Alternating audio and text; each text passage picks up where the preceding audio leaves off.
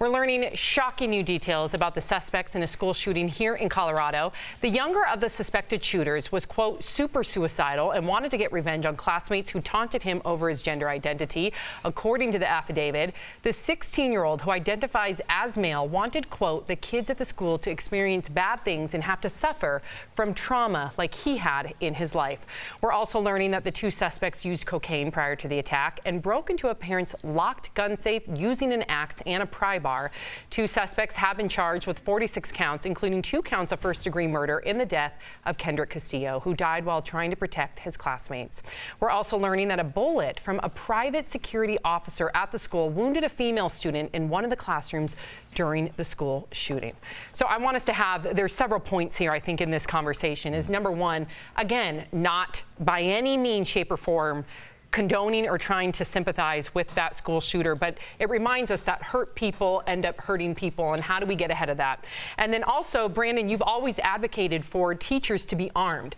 Does it change your mind knowing that a trained individual, an actual security officer, ended up harming one of the students they were trying to protect? No, it does not. And Al, I would love for you to jump in while I'm speaking. Interrupt me, please, but you being a former teacher. I just feel as though that there was a wolf that walked into that school to take out all the sheep in there. Now, the sheepdog was doing his job trying to protect the sheep, and someone unfortunately got hit. But I feel as though that's the only person who was going to be able to take down that shooter.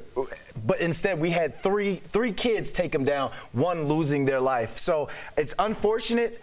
And maybe if we train the team, I don't know, Al. This person I'm was just trying trained, to stick a though? Band-Aid, you know? Brandon, I feel what you're saying, man, because you're like all of us. We're looking for solutions. Answers. Yes, and some people would be like, hey, I'm the teacher. Some people would be like, that's crazy. Yeah. We always have to remember that when we have these conversations, they're all coming from the same birth. We all just want our kids protected.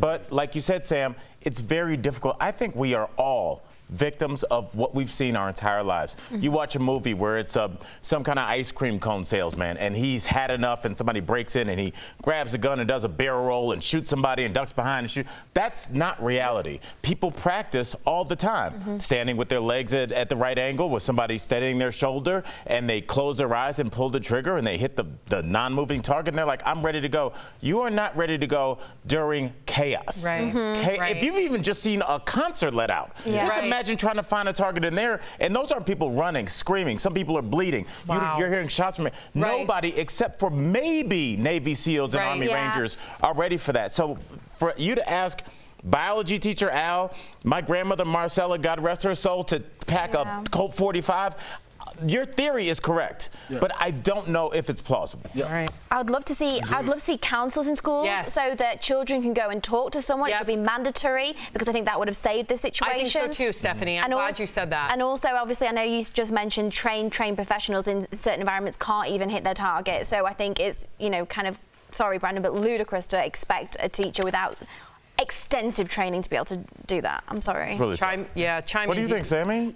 Listen, I'm on the same page of all of you, but I really do, ever since we had John Davis on the show, who's a counselor, if you remember him. I talked with him this morning. Yep, I've been texting with him as well. He's impacted many of our hearts here, and we all want to get involved because we're seeing someone that's actually preventing school shootings, because he works with these students who are hurt, who are suffering, and he actually gets to them before they commit an atrocity like this. So if we can have more John Davises in schools, I do think that we can thwart a lot of And if you want to look up his shooting. work, it's John E. Davis. There you go, Johnny Davis.